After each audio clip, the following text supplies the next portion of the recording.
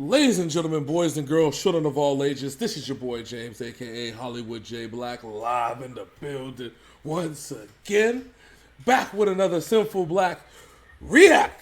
But this is a special, and I can't do this alone. I got my main man, Big MF and Sitters in the building. How you doing today, sir? Man, I'm doing good. We actually brought this up in our Twisted Rose Petal reaction, and we talked about doing a little series about what happened with the fallout between ICP and Twisted. Yes. So Hollywood over there has been doing some research and found some gems here for us to check out. Yes. So back last month, looks like ICP, they have a Patreon. No, they're not selling their nudes on there. No, that's not what they're doing, okay? Ew, look at my clown face. No, they are actually... as we all know with COVID, the artists can't perform like they normally would. So instead, they're using their Patreon to reach out to fans to give an opportunity to share some of the inside stuff with all the years of experience that ICP has gone through. Because if you think about it, we're literally talking about... 3+ decades. Yeah. Oh, yeah, almost 3+ decades of music. Admittedly himself that, Violent J said he's 49 years old. And to think of that... This man is 49 years old. So there's a lot to go over. This is the first of a 3-part series. This one's going to drop on Monday. This should be dropping on Monday. And we'll have this one on Wednesday. And then we'll have the next one on Friday. Part 1, we're going to focus on a few things. And I kind of went through it. I wanted to get to some of the big questions that were asked in this interview. But me and Big Sin can come in with some fresh eyes, some fresh faces, some things that we may or may not have heard of, and some things that he's probably more privy to than I am, and that he could actually understand where certain things happen. Like I said, it's going to be a little bit of a different reaction, only because we're huge ICP fans, and I would be remiss if we didn't focus on Twisted and say the things that we said during the video, without having to talk about this as well. So yeah, because that video really opened up a lot of questions because of the Jamie Madrox in general. His choruses, the way he switched them up, even his verses that he spit on that song or sang on that song, both had me in Hollywood like, hold on, what's going on here? You know what I'm saying? Yeah, and now, so part 1 is going to go over a few things. So the huge question that actually is going to come straight out the gate with this one is going to talk about their biggest mistake that ICP has done. Now we're going to let them talk for a few minutes, and then we're going to talk about it. And because I know where this one's going, and I think because of it, I think Big Sin might open his eyes to it a little bit. This one's going to be a little bit of a surprising one. So let's get this thing started, shall we? This is, we'll go over the question right now. Chris Hansen was actually the host of this, which I find... It's still fucking weird to me. If I wish I would play the beginning part of this video. Well, basically what happened is that Chris Hansen was doing something with the child sex trafficking, and it involved some people that ICP knew. And they wanted to help Chris Hansen bust this dude, and they ended up doing it. And one thing led to another, and now they're fucking friends. Isn't that fucking amazing? So let's go right to it. Let's go. Yep. To it, man. All right, got it. We're in. Over the course of your entire career, Shaggy, we'll start with you. What was your biggest mistake? My biggest mistake? Man, I was a whole career. It's a long career. Yeah, I know. That's like, goddamn, getting put on the spot like that. Right out of the chute. I'm trying to think of like one actual incident, but I can't think of like one thing in our whole career that I regretted like that. But I would say just over the course of years, starting like around like the beginning of 2000s, well off into the 2000s, I got really, really heavy off into alcohol. You know what I'm saying? And I fucked a lot of opportunities up for us, you know, and fucked a lot of stuff up because just by not showing up or not being just focused or drunk, being a mess. falling off stages, just blowing opportunities for like going on shows and whatnot because I couldn't remember nothing and stuff like that. It's in the past now, but that's got to be my biggest thing where but it's rock and roll, so that's kind of expected, but it still sucks, and for me, that's got to be my biggest. Well, I guess you could call it a regret, what I'm saying? Right. That's kind of what I took out of what the question was, but it's got to just be all the stuff I fucked up due to being such a crazy alcoholic back in the day. And Violent J, what do you think was your biggest regret? Man. Hold on. So before we get to that, I think this next part's going to be real interesting because I think you don't know, but once you find out what it is, then you'll know. But let's talk about... I knew about Shaggy's alcohol problems because even when they did the Wicked Wonka tour out here, he was drunk. Yeah. Because if you remember, Violent J carried most of their set. Yes, he did. I mean, the one thing is, it's Vegas, bro. Like, it's Vegas, and then at the same time, it's Vegas. So the Wicked Wonka, when you come out here, it's special. We have a different breed of juggalo out here. Yeah, the real hardcore dudes, but real chill, nice. They'll party like me. Yeah, exactly. So I mean, it's nice to see that in 2020 that we get this refreshing view of. He understands what happened, and of course, it's expected. But it's his biggest regret because he feels that he missed out on a lot of opportunities, which he understands. A lot of people don't understand that when they're on drugs or they're on alcohol, the things that they may have cost themselves. They cost themselves sponsorships and cost themselves actually parts on bigger tours, which is what he mentioned. Yep. He cost himself shows. Yeah, and so because he couldn't remember shit. Exactly, and so. It's refreshing to see that he understands it, and you can see it was a tough question for him. But now, for Violent J, this is going to be something that I didn't even know about was a thing. But I didn't know about a thing, but I think you'll remember when they talk about it. So let's go. Some pretty epic mistakes. Right. Man, that's a tough one. That really is a tough one, man. So you gotta sit there and think about that. There's so many mistakes that you gotta... But isn't that sort of the process? Yeah. I mean, there's no roadmap to be the Insane Clown Posse. For sure. I mean, you can't make this up. I mean, obviously, you guys hit on a thing between the wrestling and the music and the rap, and sometimes this stuff is thrust upon you with a following, and then you're famous. Well, we always say nobody showed us how to do this. You know what I mean? That's what I'm saying. If it was easy, everybody could do it. And on top of that, it's not like we had like a hit song and all of a sudden we started selling places out and we were big. Also, it's like our slant was like that. You know what I'm saying? There was no like. Well, you were grinding. There was no rocketing, Right. I think probably my biggest mistake was either coming up with something we called the Ray Day concept. That was kind of... See, the thing is, as epic of a mistake as it was, and I'll explain what it was. Yeah. But I can sit here and say honestly that it was coming from a good place. Like the idea, it was ignorance that once we looked at the idea, what it was asking people to do. So do you know what Ray Day is? No, I do not. Okay. This must have been something that they did not want a lot of the public to see when they got famous. So they probably hid it from people. Okay. So I will tell you right now it had to do with the Bizarre albums. So it was after the first 6 Strokers cards, in between the next 6. Mm-hmm. It had to do with the Bizarre albums, and I'll let him explain it, and then I actually found the old ass Angel Fire page that explained in detail exactly what it is. But I'll let Violent J explain it, and we'll go from there. Damn, something got in my throat. Jesus Christ.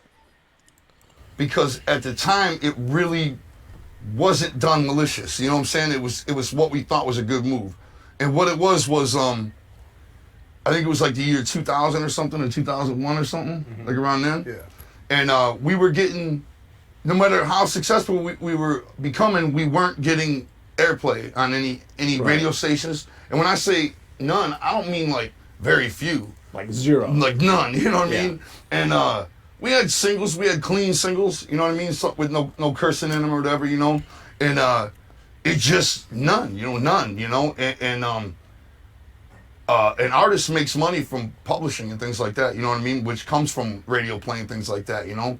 So we're scraping by without those things, you know, which pretty much every other band has, you know, in all forms of music. There's radio stations everywhere that play it, you know?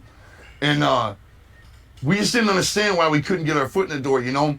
And it felt like there was some kind of fucking conspiracy going on, you know? So we came up with this idea called Ray Day. It was actually a kid named Ray had wrote us a letter, and he was the one that came up with the idea. If I'm remembering anything, let me know.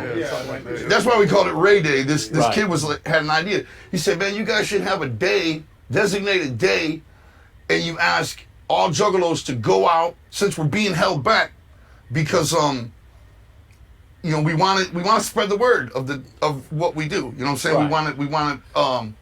Right. There's more people that need to find the Dark Carnival. That was our thinking. And the Dark Carnival, you know, when you're being told by people, I don't want to be confusing, but when you're being told by people, man, this is saving my life. This saved my life. This belonging to this carnival. Being a juggalo. It saved my life, you know? And the look in their eyes is dead fucking for real. You know, they're crying, shaking, all that, you know? When you hear that, obviously you want to reach as many people as you can. You know what I'm saying? If that's true for saving lives, then we want everybody to at least know about it, you know, so that they can decide whether or not it might save their fucking life. You know what I mean? And it was never about money because, even though we were scraping by, we were happy. And even in our poverty growing up, we were happy. You know, we had an awesome childhood. You know what I mean? We were on food stamps, powdered milk, block cheese. We had an awesome childhood, I'm not gonna lie. So it didn't take money to make happiness. And while we're out doing sold out clubs everywhere, we didn't really care we were broke. The only reason we wanted money is to be able to do it more, to have more videos and do more of what we love, you know? But the kid's idea was have everybody go buy the new album and give it to somebody, either somebody they care about or maybe even a stranger. Everybody buy one album and pass it on to another person. You know what I mean? And then when you look at that from above, you know what I'm saying? What we call satellite it, which is where you look at it from the view of a satellite, looking down at what you're asking. We're asking everybody to buy an album and give it away. You know what I'm saying? And that's kind of like some bullshit, you know what I'm saying? But at the time, it didn't register as that, you know what I mean? Like, we read the kid's idea, we're like, that's fresh, you know? And mad people did it, you know what I mean? They went out, they got So why was that? Okay, so, as you just heard, let me pull up this Angel Fire page. So while you do that, let me, all right, so from the outside looking in, that could be seen as a band, or as they called them, a gang at the time. Yes. Leader forcing people to buy albums and forcing them on other people. Well, as it could. That's what it could be, you know, construed as, even though it wasn't that. Well, so this is my thought, and I kind of I see both sides of it. So like, because you know me, I'm a Libra. I can understand the balance and how this works. On one end, I definitely see where Ray's coming from, because the people, how many times have we talked about how deep ICP's music is, and how even when, remember, you used to hang out with Mary and all of Mary's friends would you got to remember, I'm one of those people who they helped. I know, but hold on, wait, oh, dang it, I gotta flip this back. You disappeared on me. Which is why I have that on my arm. You know what I'm saying? There we go. Is that better? There we go. That's better. Go back. Show the arm. That's it. Which is why I have that on my arm right there. There we go. See, so it's gonna show you disappearing for like half a second on this, on this video. No problem.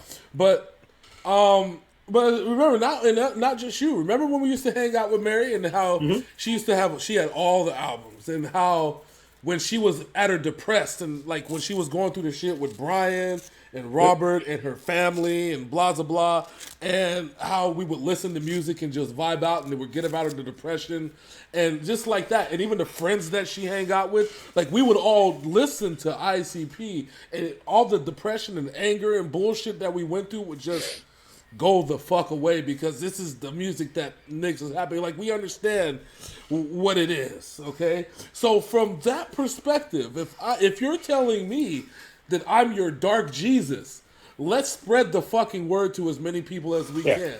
Like, so it makes sense. Now, as a record executive, however, or maybe... or somebody that's ahead of a record executive, it's kind of looking like just like he said. It's just, wait a minute, you're asking somebody to not only buy one album, but buy an extra album and then give it to somebody else.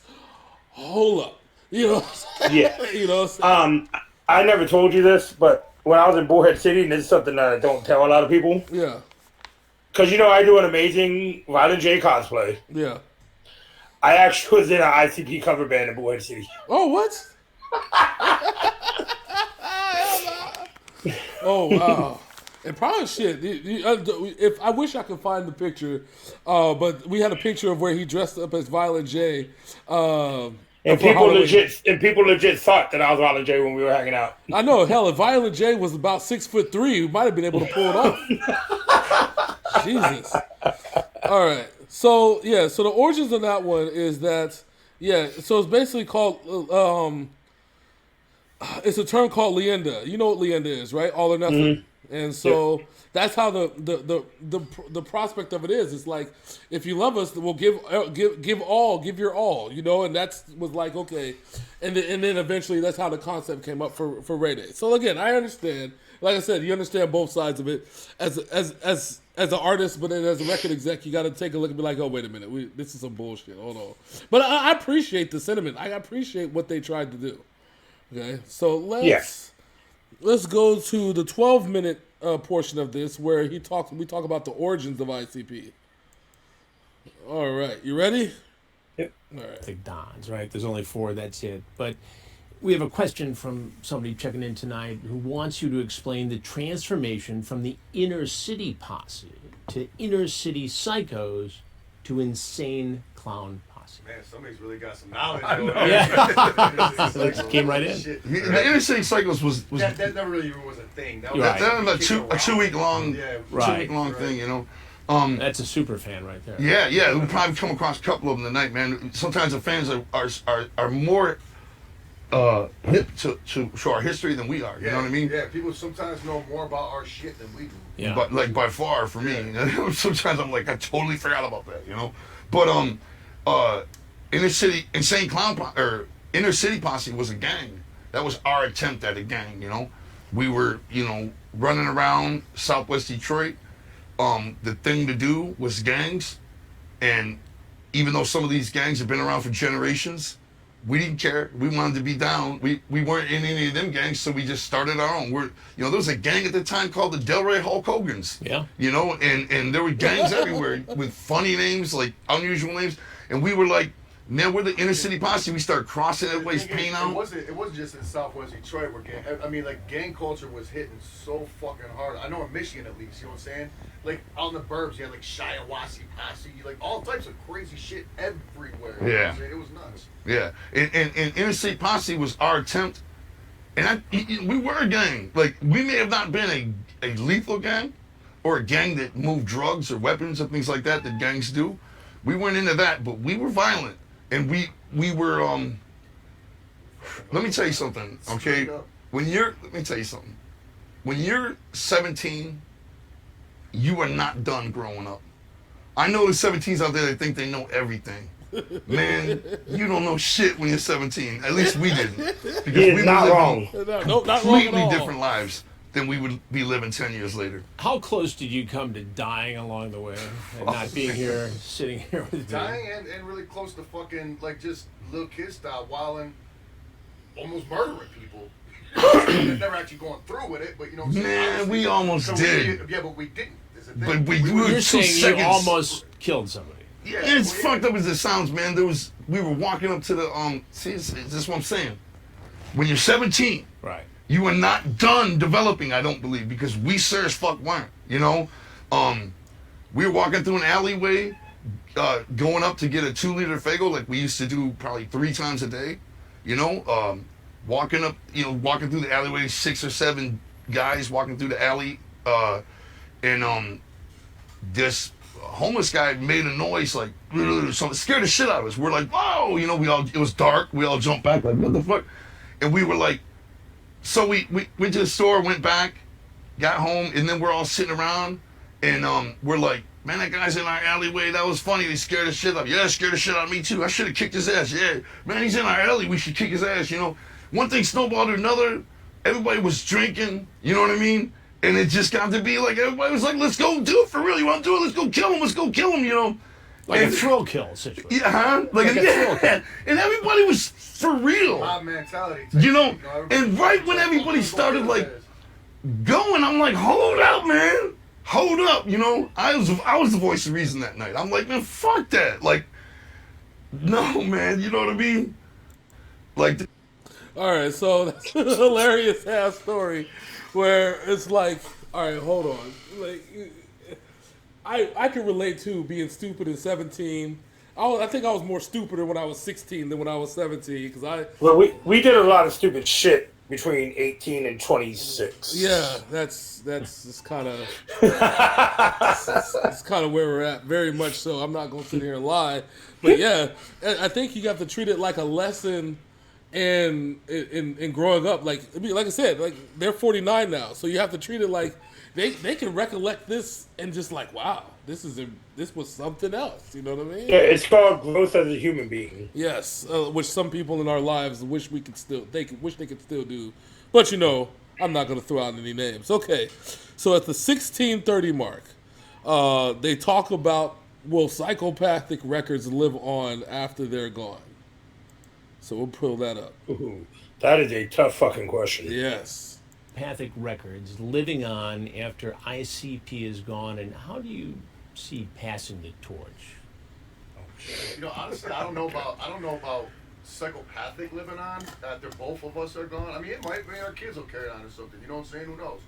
But Juggalos in the culture for sure, 100 billion %. You know what I'm saying? There's no question about that. But do you bring new talent in and move them up the ladder? Yeah, we have. I know you have. We're more like as we're standing right now, like we're just concentrating on Insane Clown Posse. You know what I'm saying? That's what we're doing right now. I mean, we still have affiliates and people we fuck with and stuff. You know what I'm saying? But we're not in the business right now to be an actual record label to other groups. You know what I'm saying? So it's like we're not out here actively seeking other. we did that for a long time. We've done that for years, and it's to the point right now where like anybody can do it themselves. All we do is get in the way and take part of your money. Right. You know what I'm saying? We're not Well, out with all the different platforms out Right. there, Spotify. It's totally, yeah. I And mean, we're anybody so can far publish. From a major label that we can't do anything to that they can't do themselves nowadays. Right. You know what I'm saying? We don't have connections at radio or you know what I'm saying? I guess that's it nowadays. You know, just we don't have connections in the record industry to push somebody to make them mainstream. You know, it's just. I always said that the only two people at Psychopathic that couldn't be replaced are these two right here. Like, in my opinion, anybody else could be replaced. People can come and go. As long as ICP's going, Psychopathic's going, you know? But I don't know. If like ICP was no more, I don't really see Psychopathic continuing on in my eyes. Like, I don't see that happening. I do. Like, if you know, God forbid, let's say, you know, me and Joey got into a car accident or something, right?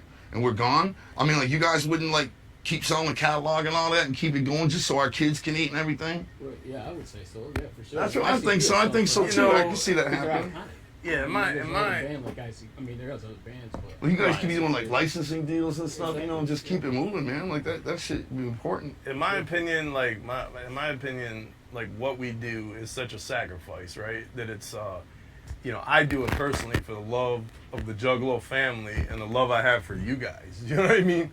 So it's like it's such a sacrifice for me of my life and my time and everything else that I don't know. I just feel like why would you guys like in other words, why would you guys ever stop? Like I feel like we're gonna go to the end as far as us. You know what I mean? Like. But if something tragedy happened or something, like You know the thing is though, Ron? Like, okay, most record labels, we don't run regular label. No, It's not like that. Like, okay, you're saying like nobody can be replaced, except everybody can be replaced except me and Joey. All right, the things you do here, they're not regular record label shit. Right. At all. Right. Yeah. No, Nobody at any fucking major label is doing the shit you do. Right. We just do the shit that we do. What I'm trying to say is these guys' roles are way more. Is it a family? It's absolutely a family, and like a grandpa or a mother or fucking the big brother is a prominent member of the whole household. That's what these guys are. From where we sit. Okay, maybe from the outside perspective, it may appear different, but these guys do things that I don't even want to say like record label employees because that's a disrespectful title for them. They're way more involved in everything. Like my brother does the gathering. They're not employees by any means. I mean, my brother puts out games, Dark Carnival games. Like there's a whole convention, to that. The Dark Carnival games are a major part of being a juggalo. And my brother writes that shit for years. You know what I'm saying? Like. Before these games come on, he works on them. I mean, like, it's not like, you're working for Polygram 2 years and then you go over and now you're working for fucking Epic, and you're just some label guy that does, your task of the day. These guys do things nobody at no fucking label can do. I mean, they're way more part of the ICP machine than an employee could be. You know what I'm saying? Like, they're very much, hands-on to everything that happens. You know what I'm saying? ICP. So, as it's a grasp of their own mortality. They realize that they're not going to be around forever, but at the same time, what happens if they aren't around forever? I'm glad that we get to hear that they understand who they are. So the licensing deals, things like that. You know what I'm saying? Like there's a bigger future. You can see the hesitation. In his brother's voice, you know what I'm saying? But what made me laugh was when he first started saying that shit. It sounded like he was like, "Dog, we created a job position for you." That's how that shit started. Yeah, exactly. But you know what it is when you're in a small label, like you know what I'm saying. When you're an independent label, the roles aren't defined like there is at like Polygram or like Sony or like Universal or you know what I'm saying. It's like that. There's a lot more that's into it. That's why Travis O'Gwen is like the head of the label at Strange, but everybody else is involved in everything else. You know what I'm saying? It's him and Tech are the two heads of the label, but everybody else does their shit. Yeah, what they gotta do. Yeah, this with ICP is different because being a juggalo is much bigger. You know what I'm saying? Yes. And so like he was talking about the gathering, the carnival games, you know what I'm saying? There's a lot more to do that. The Gathering of the Juggalos is the biggest outdoor festival since Woodstock. And it usually happens yearly. And due to COVID this year, it had to be canceled. Yes, and that's actually going to be a topic in part 3, and then we'll get to that, in a couple days. But so the next one we want to get to, and I think you're going to get interested in it. So tell me, what is your oldest piece of ICP memorabilia that you have? That I still have? Yeah.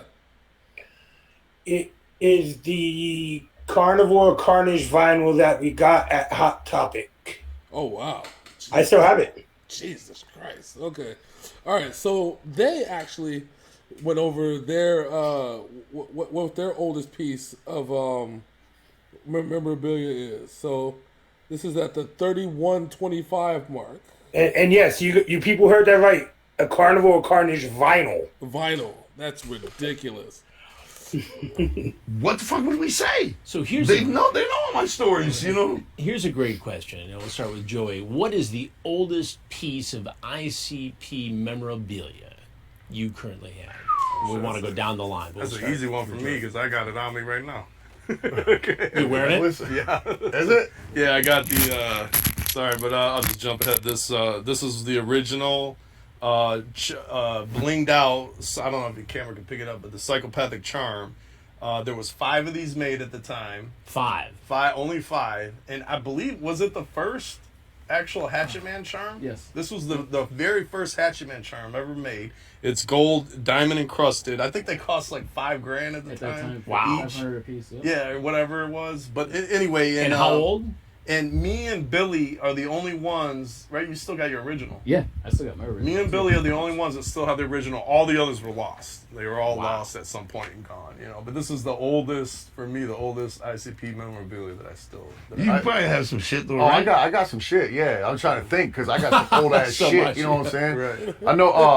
I haven't seen it in a while, but I know I got the handwritten lyrics for the song "Black in Your Eyes" on Carnival Carnage. Wow. Wow. That's him and his brother. Yeah. His brother is the guy who passed away. Yeah, Was and in the then group. I got like all the original drawings from Wicked Clowns, the comic book. You know what I'm saying? All that shit, like the fucking ones we pressed them Oh, you off got the with. originals? original. Get out of here. The original ones? Yes. All Whole of thing. it. All The of whole it. thing. All of it. Wow. Top and bottom. I don't have the cover though because I didn't do the cover. Okay, right. The That's Bubba did pretty the cover. epic, though. Yeah, and I got rough drafts for the second ones. You know what I'm saying? That Right, never okay. came out. Like, and then like quarter of it actually drawed out. You know what I'm saying? Yeah, How I was gonna right. look and all that shit. I got so much shit like that. Then and then I think the oldest thing I got though, that's like official. I think is some old stationery from kits we put together for Dog Beats. You know what I'm saying? It had like some the Dog Beats marionette clown. Yeah. You know what I'm saying? At the top of the stationery. And then there's just a couple other things like flyers in it and stuff, and it's a folder that we all like kind of put together. And Would shit. you ever sell shit like that, or you're just keeping that? For That folder and shit? Well, yeah, but It's like, you don't want to sell it. You're like the drawings and shit. Yeah, No, yeah. I wouldn't sell it right Yeah, now. you You know what I'm wouldn't saying? sell it, yeah. Eventually, maybe I don't know. Right, You know what I'm saying? Or like after I'm dead, my kids can or something. I still have my original drawings from Quest for Shangri-La, the Nice. game. Oh, Because shit. I did a rough Yeah, sketch yeah. that I I gave to you Jesse. got them yeah. dope drawings. I got a Jay, couple, what do you got? I got a couple Dog Beats cassettes, the original pressing that we came out. The first record we ever came out with was a cassette called That's Dog fucking Beats. dope as shit right And there. I got a couple of those in the room next door. I got a couple of Dead Pumpkins singles, which is the first Hollow Wicked show we did. We gave away a free song to everybody that had clown paint on, and that was called Dead Pumpkins, the cassette. And I have a couple of those. And I have probably the oldest thing I have is it's from like 8th grade, and it's an ink pen drawing on a piece of like cardboard or something, white cardboard. Anyway, it says "Gangsta Gangsta, all about money," and at the top it says "Inner City Posse," you know. And it's an ink pen drawing that I did, and I remember working on a fucking ink pen drawing for days, you know. And I got it all finished, and it just looks shitty. It just says "Gangsta Gangsta, it's all about money," you know. That's like So I do have something from one of our adventures together, though, James. Yes, what do you have? I still have the root beer bottle that almost hit that pregnant lady in the stomach. Oh shit! I still have that, the Fago bottle. Oh my! I remember that. I remember that. Oh my lord! Oh my lord! I think up until a few years ago, I still had we had bought an album at I gotta try to remember. We had bought an album at a concert, and the album was signed. I can't remember what album it is, or it was a single. Whether that the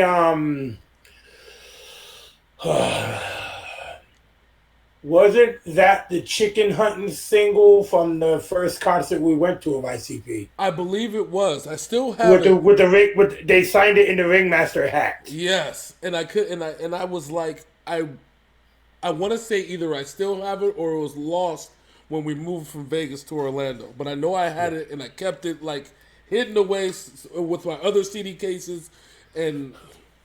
All right, so in my garage right now, where everything is actually stored, Yeah. I still have the little CD book that has every single ICP and Psychopathic Records album in it. It's still out there. Oh wow. Jeez. Jeez. Okay. All right. So let's get to the next one. So this is at the 37 mark, and I think you'd be interested in this one. This involves their old. Oh, I'm interested in this whole fucking interview. I might go on my own and watch the whole thing. You should. I definitely recommend you should. And like I said, it comes in 3 parts. I'll do it. I'll do it after we do the reactions, so I don't spoil anything for myself. Shout out to the dude that do this. So when we put this video up, make sure you shout out the user that actually paid the subscription for the Patreon and put it in the 3 parts. This whole 3-hour interview. And just text me his information. I'll shout him out. All right, for sure. So this one is going to be about the relationship with Mikey Clark, which is then going to lead into the whole Kid Rock thing, which is going to be real crazy. So let's because Mikey Clark was one of the founding fathers of Psychopathic. Yep, the original He producer. he has since joined Project Deadman with Prozac for a while. Yeah. And then they split up, and I think Mikey Clark went back to Psychopathic, if I can remember correctly. Well, we're going to hear about this whole thing in about, it's going to be a long one. I'm going to let it ride out for 8 minutes, and then before it gets to the Kid Rock part, because that's going to be some really interesting shit. All right, let's go. Fucking backstage passes. So here's a question that's just come in. What is Psychopathic's current relationship with Mike E. Clark? I just talked to him the other day. Did you? Me too. Yeah, Me too. Just while texting. You know, that's how you talk to people nowadays. But People want to hear Mike Clark do our music. You know, I think the last album he did with us was Death Pop. But he's taken a Missing Link. Did he have some? No, he didn't Well, do the one Missing you guys Link. did in He didn't do studio Missing Link. was- Death Pop. It was You're Death right. Pop. He did some of Missing Link though. There was Maybe some like songs 1 in or it. 2 tracks, but no, not really. Okay. But he hasn't done music for a while. You know, he's he just won. now like getting his studio back together and stuff. He went through a lot of personal shit. You know what I'm saying? Which you know, I'm not gonna talk about it because you know what I'm saying. They might He really lost a talk about it. close Yeah, friend. and you know what I'm saying, and he was on the road for a long time with Kid Rock, and that kind of like burnt him out on a lot of shit. You know what I'm saying? that's what people want to know. That gap. Is Yeah. he still working with Kid Rock? No, he went on the road with Kid Rock for like probably 4 or 5 years To be a sound man, his live sound man. to do his like not just sound man, but like personal ear monitor guy. He did or his something. Yeah, oh yeah, that's right. In-ear monitor sound man. And Because he's worked with him as long as he's worked with us. Right. Mike Clark has. And Kid Rock would hire him and fire him, like throughout their career. You know, Mike would be back with Kid Rock. He'd be on the outs with Kid Rock. He'd be back with Kid Rock. But we tried to get him to do. Okay, when our last album, Fearless Fred Fury, came out, when we started that album, we had a meeting with Mike Clark, and right in that room over there, and we were like, we want you to come back and produce the whole album of Fearless Fred Fury, and he was like, all right, I'm down, you know. So he took off that day, and I said to myself, I don't know if he's coming back, you know, like it seemed kind of too good to be true, you know. And so we had some other guys on standby, and we got all the way to the first day of Designated Studio. You remember that? Mm-hmm. And we all met in the studio, and I got a call from Mike right as we're about to meet. It's like 5 minutes before we're supposed to meet, and he's like, I can't do it, man. I got too many things on my mind, you know. And I'm like, that's all good, Mike. It's all love, man. You know, because I already had some other guys ready. You know what I'm saying? Just in case. And you know, we like to work with Mike. We like to tap into that old sound, but we also like to not. You know what I mean? We like to keep telling our story, and fuck with Mike. We like to go back retro style, and then keep telling our story too. We want some hard old school sound of shit. We're gonna use Mike. Yeah, Right. Actually, on our new album that we're doing right now, there's several Mike Clark tracks, but they're old tracks. Like we found them in our computer at times that Mike had given us a gangload of tracks, and we just either didn't hear them or passed on them at the time. But we go back now, we're like, oh, these are dope, you know. So there's a couple, like probably 3 or 4 Mike Clark songs on the new album. You know what I mean? I'd like him to mix them, but he, when we talk to him, he's just like, my heart isn't in music right now. You know, I gotta get it back in. You got to respect that. Yeah, 100%. I don't want to say, well, come try. You know, if somebody says their heart ain't into it, Yeah. that's a rap. You know what I mean? That's I'm a like, signal okay, well, right let there, us know right. if anything changes. You know. So, I- hold on real quick. Yeah. So Mike no-showed on 3 gatherings of the gathering of the Juggalos. So we booked him, or I booked him. You know, talked to him, got him all lined up, signed the contract and all that. And then 3 years in a row, he no-showed. You know, so I was a little salty at that. But and it was because when he no-showed, it was always last minute. Like the day before, oh, I can't make it. You know, I got this commitment with Kid Rock or whatever. You know what I'm saying? So I remember that, like, I told these guys I'm just not going to book him anymore. You know what I mean? So, but it was really just because for him at the time, and I always have love for Mike Clark, you know, but at the time, Kid Rock came first above everything else because that's where he was making crazy money. Speculation. Mike's the kind of guy though. He could leave us hanging a million times. It's You'd still have a always yeah, forgivable. you know, yeah, he's our boy. He's I mean, that we started together. He's our boy. just because of our history. It'll never be a grudge, you know. Yeah. Okay, so for Mikey Clark, you know, he's Detroit through and through. You know what I'm saying? Yeah, I'm very interested to hear these old tracks that they found. Yes. On an upcoming album, I'm very interested in it. So So here's an interesting thing. You know, one of Kid Rock's biggest hits that crossed him into the country. Mm-hmm. Did you know that it was an ICP track? Which one? All Summer Long. Oh yeah. So there's a story behind this one. I'm gonna see if I can forward into it. Let me see, because it's right before he talks about Kid Rock. But I'm gonna try to see if I can get us into it. Let me see. Check this out. We were working with Mike about a year earlier. That we were working with Mike, and I was driving down the street with my wife at the time, and a song came on the radio. It was Werewolves of London, Warren Zevon, and I listened to that beat, and I got really excited, and I called Mike. I'm like, Mike, we gotta sample this. Werewolves in London. This is dope. Listen. He's like, yeah, I know it. I'm like, dog, let's do something to that. He's like, I'll hook it up. So Mike looped it up, hooked it up, made a beat to it, right? Right. Yeah. Suddenly, something happened between me and something happened, like a change of maybe we weren't scheduled to go to the studio together or something. I don't know. I don't really remember. All I remember is about a year later, Mike's like, man, I got a hit with Kid Rock. It's so dope. We got a hit, a legit hit, my first legit hit. You know, that's could be number one on the charts. You know, and I hear the song. It's All Summer Long. Kid Rock rapping over Warren Zevon. You know what I mean? And that's Mike's hit. And so. Did you call him out on it? Yeah, here's what I did. I was like, I wasn't mad. Now, let me take this. Well, it's the creative soup that comes together. If ICP would have used that track, it it would not have been a hit. hit. You know what I'm saying? We don't have it. Underground song, but it would never have hit. I'm not saying we had a hit, you know? It's not what I'm saying. Yeah. Kid Rock is in the machine, right? He's like, he can have a hit. We can make the greatest song in the world. It's not going to be a hit.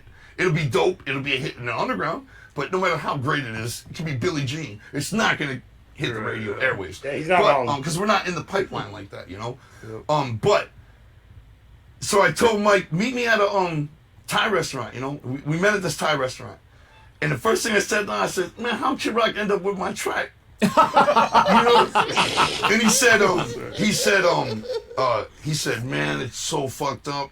And I was like, what happened, you know? And he said, I had a bunch of stuff for him on a cassette, but I also burned your track first on the cassette, and I forgot. You know, so when Kid Rock said, you got those beats? He said, yeah, and he threw the cassette to him. Or CD, whatever it was, same difference. I say cassette because it's probably his cassette. But he threw the CD to him, and Kid Rock put it on and was like, oh, this is awesome. And Mike was like, because it was mine, you know, it was for us. And he couldn't tell Kid Rock that. He's like, I couldn't say that because Kid Rock was dancing around the studio. He loved it so much. And I just kissed it goodbye. That's fucking crazy because, yeah, All Summer Long was, I think, one of Kid Rock's longest lasting number ones. It was his. And it still gets radio play today. It was his biggest hit. It was even bigger than Bar with the Bar and Cowboy and all that shit. Yeah, it was his biggest hit of all time. And like I said, it still gets played today. Could you just imagine hearing ICP on All Summer Long? Because you imagine that if that was a thing. Imagine how history would be. Oh my God. Okay, so. But no, Jay was absolutely right when he said it wouldn't have been a hit. I know. There's no way in hell it wouldn't have been a hit. Because if they were going to have a hit with a song like that, it would have been Juggalo Island.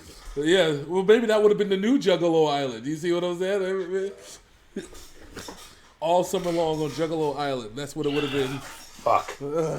Fucking Kid Rock. So I do love the fact that they're not salty at Mikey Clark at all. No, not at all. For always dissing them for Kid Rock due to the fact Kid Rock was fucking even today makes money hand over fist. Well, the whole thing is when you're a producer, you go where the money goes. You're not tied to anybody. You go where the money goes. It's kind of where it goes. And Kid Rock was having him do sound and shit like that. I mean, and then all of a sudden used him for beats, and then his whole fucking shit exploded. So, speaking of Kid Rock, now Kid Rock was on the Carnival of Carnage. he was. Now, they used to fuck with Kid Rock, and then they stopped fucking with Kid Rock. There's some insight to a lot of racism things that were going on. And I'll play that. That came up at the 45:01 mark. So just actually I'll just keep it playing from here then. Yeah. And I was like, man, I ain't mad at you, man. You know what I mean? That's cool. You got a hit out of it. But little bit does Kid Rock even know.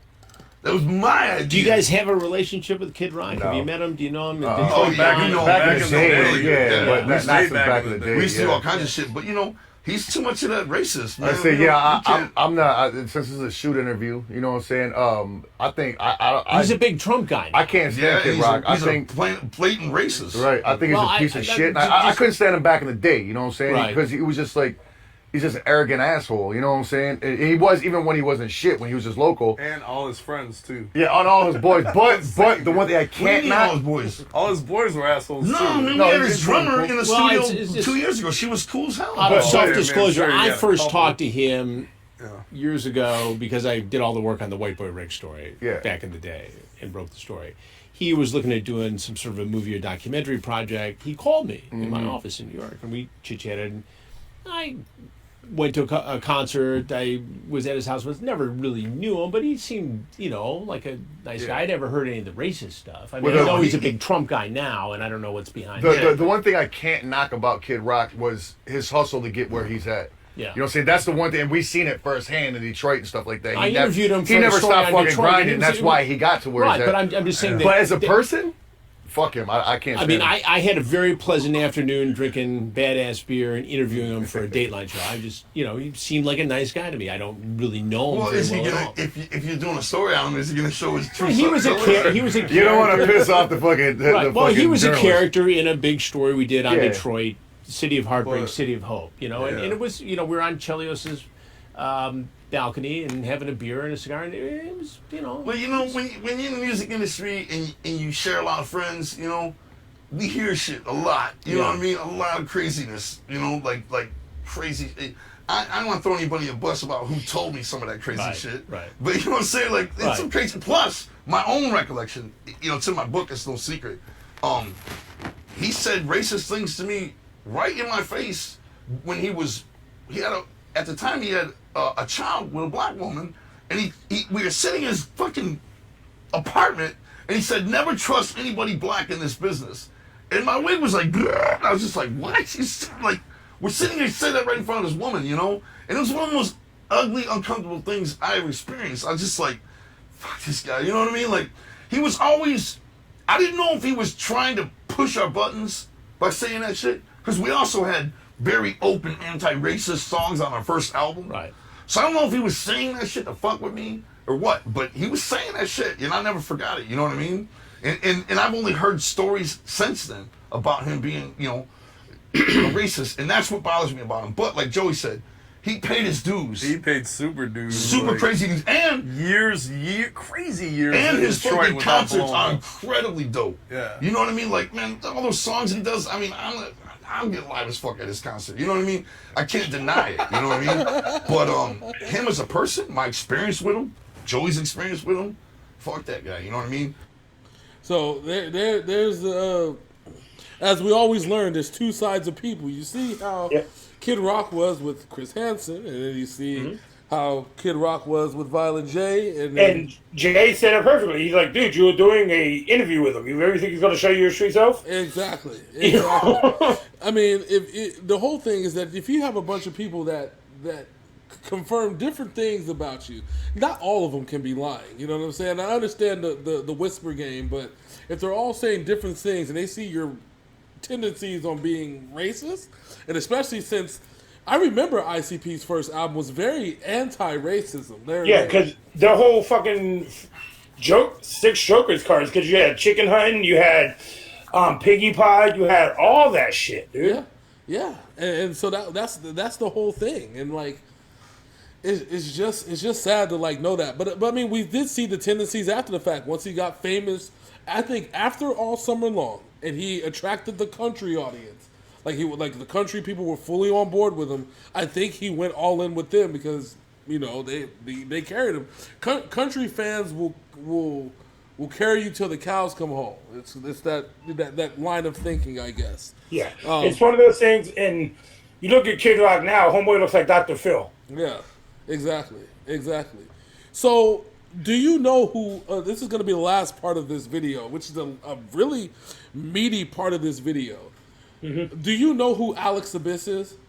Yeah, I've heard the name before. I just don't know it offhand. So Alex Abyss used to be Jump Steady before Jump Steady was Jump Steady. Okay. So he was the basically the label head, manager, all that. The guy that was in charge of. Well, actually, let me rephrase that. He was Billy Bill before Billy Bill was Billy Bill. He was in charge of the finances, the money, all that. Like he was in charge. So. A funny ass crazy story, and I'll let them tell it. I'd rather let them tell it than let me tell it.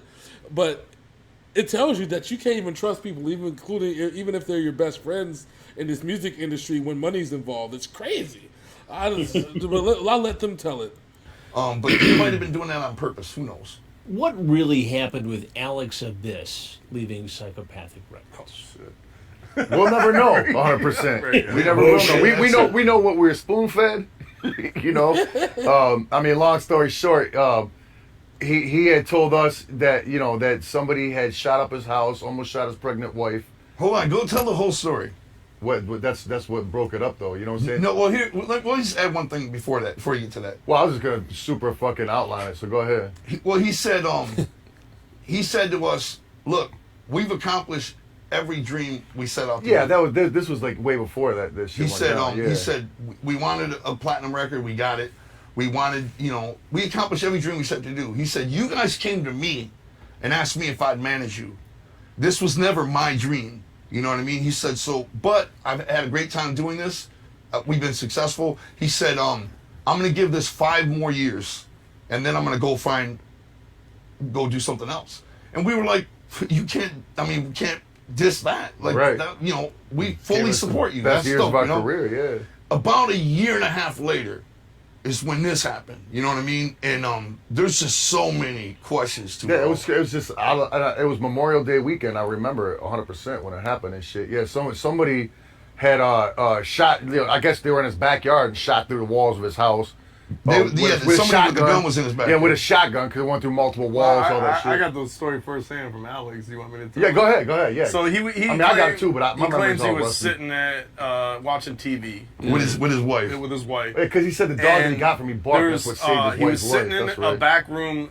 There's a window that faces the back of the house. The curtain, there was like sliders that came all the way down, but there was like a foot revealing just the bottom foot of the window, and he saw 2 sets of feet going across, and then somebody was in his back door, which has a glass window, and shot a shotgun through the window, and the blast landed right next to his head. You know what I mean? But he was already kind of getting up off the chair because he seen the feet going across, like, who the fuck is this? And then the blast hit, and he ran with his wife. They ran up to into his bedroom, grabbed a pistol, and was laying on the floor just aiming at the door. Anybody that came through that door, he was going to shoot him, But they never did. They just took that shot and then they took off. So then the cops showed up. They interviewed everybody. They were asking them who would try to kill Alex. And the thing about Alex is he was the coolest motherfucker if he knew you and respected you. But he could be kind of an asshole and a dickhead if he didn't respect you or didn't know you. So he, through the course of the whole career, he pissed off a lot of people. You know what I mean? Just his interactions with people. We used to say, we used to joke and say, Alex is a snake, but he's on our side. He's our snake. Yeah. So he pissed off a lot of people. So and that's just in the business. I mean, he also him and his brother would gamble and all that shit. So who knows? Him and his brother. Who the fuck? If indeed somebody did shoot his house. This is what I want to say, because when I look back and I think about this, he hated his brother. He loathed his brother. It was the story he always told us. He loathed him. They never got along. He hated his brother. The strangest thing for me when the shooting happened, was Alex called me and he said, like, I picked up the phone. He was like, I'm done. I'm leaving. I'm done, you know. And I was like, what's going on? Calm down. He's like, I'm done, you know. He just kept stressing he's done. And I was like, I got it, Alex. What happened? He's like, somebody tried to kill me, you know. You guys need to come over here tomorrow and we'll explain everything to you, man. But I'm done. I'm out of here. I'm gone, you know. And we were like, all right, Alex. Like, I'm out like in 2 days. If somebody wanted to kill you, You'd be dead. it would be us dying. If somebody was Why would trying it to be kill up to you him and because not you're the us? guy Yeah, who yeah. ICP. Why wouldn't they kill one of us? Like, we're still going.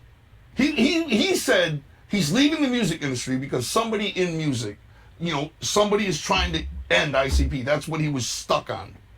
If somebody's trying to kill him, Do you think that was true? And he's like, No, because why wouldn't we be there? Because he was like, I suggest you guys get the fuck out of Dodge, quit rapping, get out of the fucking business, move fucking somewhere very secluded. Now here's what's most I'm crazy. like, the fuck For me, out of here. When I went to his house, because he wanted us to come to his house and he wanted to show us exactly what happened. It wasn't necessary, but he wanted to. For some strange reason, his brother was standing there in the corner, not saying anything, his older brother. And I'm like, what is going on? Like, these guys hate each other. But his brother was just there, like, you know, it was very strange. And I don't know what that was about. But I do know that his brother, there's so many things we don't know, is what I know. His brother was very much into horse racing. Alex came to us at one point and he said he wants to buy like Race 4 horse. horses. Yeah, He wants to invest some of Psychopathic's money into race horses, you know? And we were like, where's this coming from? And he's like, my brother. And we're like, you hate your brother, you know what I mean? He's like, well, we're trying to work it out, you know, my brother wants me to buy these horses. So we're like, all right.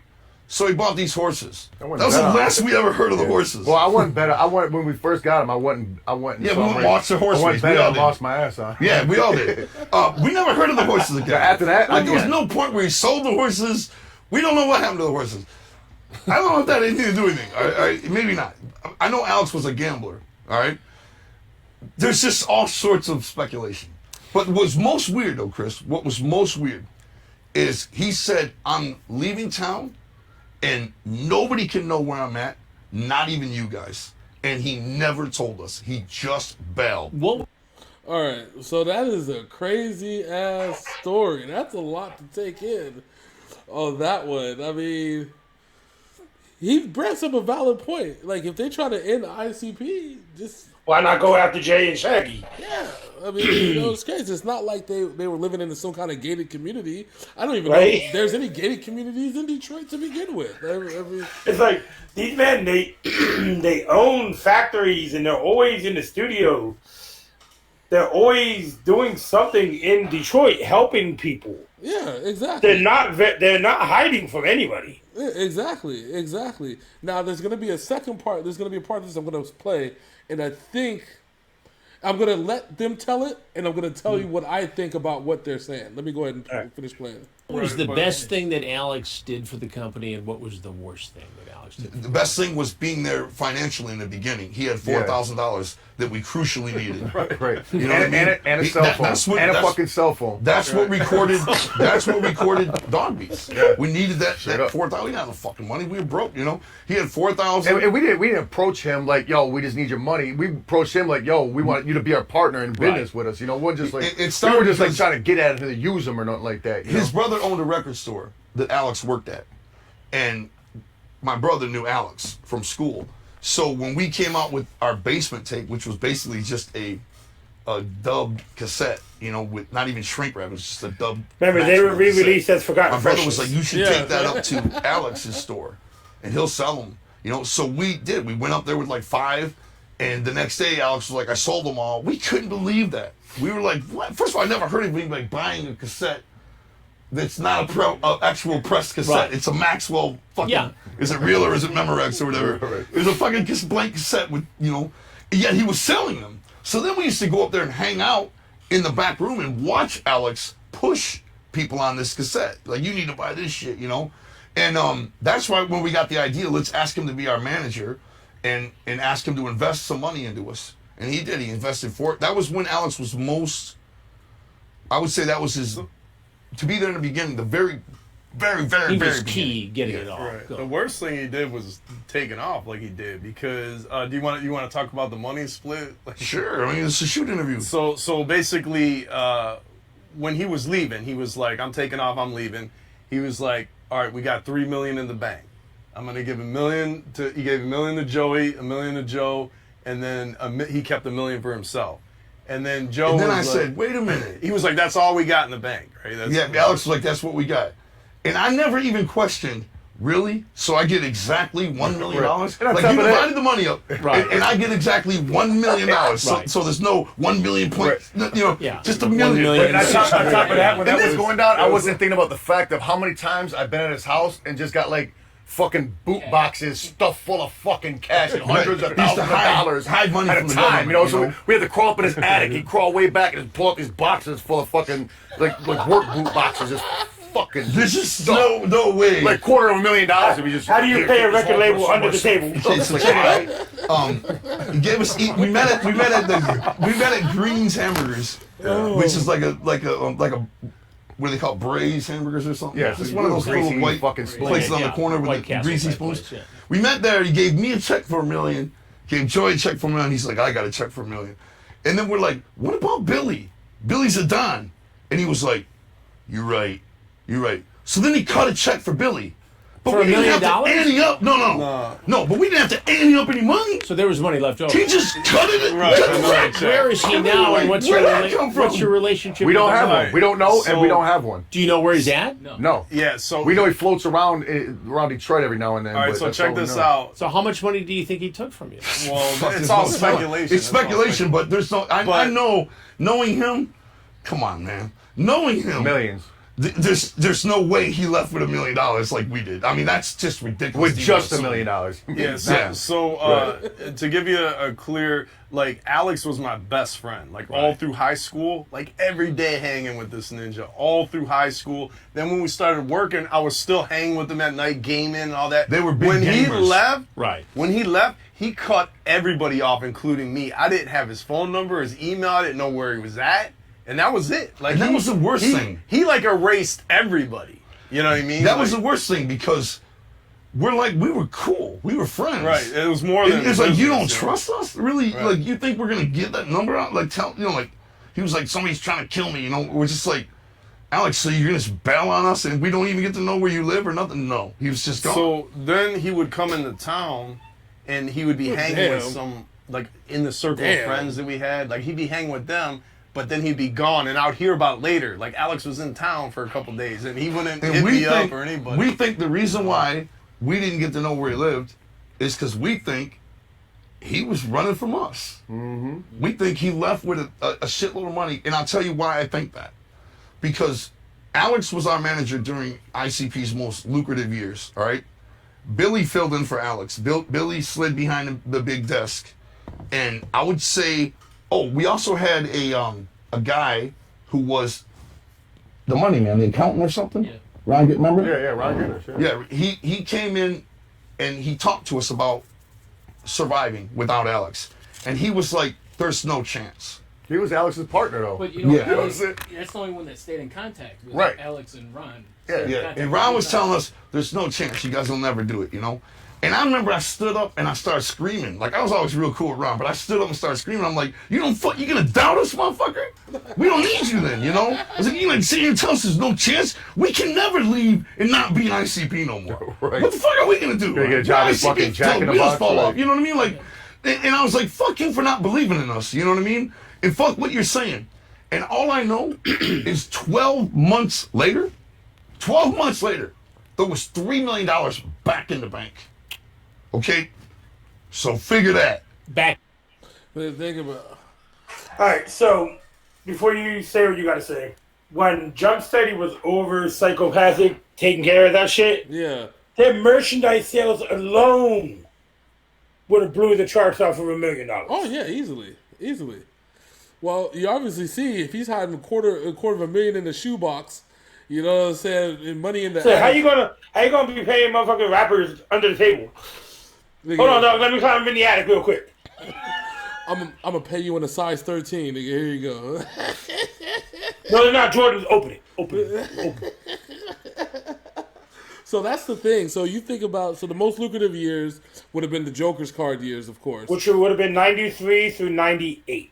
Well, I would even say 99. Like 90. Yeah, maybe not. Yeah, 99. Because you got to do the tours and all that shit. Like if you do the math on that, like that's real. Then you would have to say 2002. So Okay. probably 95 to 2002. Yeah. So you do the math on that. And they had a platinum album. They had a gold album. And Ray Malenko was platinum. And they're pressing their own shit. They're paying Mikey Clark to do their beats. And when you do the math on that, there has to be at least. Remember what I said? If you sell an album for $10 and you went platinum, that's $10 million.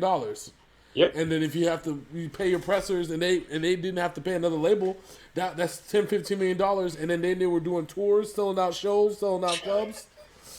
Jump Steady was like, all right, here's $1 million. Here's $1 million. Fuck this shit out. Oh wait, you owe him money too. All right. And so the whole thing was just like, when you cut somebody off, like that, I think he was afraid that somebody from maybe that knew what he was doing, and said, if you don't get out of town, I'm gonna snitch on ICP. You know, I'm gonna snitch and tell ICP what you're doing. And I think that's why he dipped. I think. Yeah, my man was skimming off the top. That's what he was doing. Oh, very easily. But I wonder what the hell he was doing with his money. He probably fucking betting on horses. Either that or just put it in shoeboxes. Yeah. Because if you think about it, if he was paying them $150,000 in a shoebox during the height of their career, oh man, this motherfucker had money. Stacks for days. And they even talk about how before Alex, they apparently there was never any money to do the online radio and the podcast and stuff like that. And all of a sudden, now that Alex was gone, boom, there's actually money to do all the stuff that they really wanted to do. Yeah, now that the other guy is somebody who they trust more, is handling the financial side of things. Exactly. All right. So this was part 1 of our series. Next up on part 2, make sure you stay tuned for that. We are actually going to do a deep dive into the twisted portion of the video and give our commentary and take on everything that's going on. Big Sin, before we bounce up out of here, is there anything you like to say to the people? Yeah. If you're on YouTube, please like, comment, and subscribe. Hit that bell.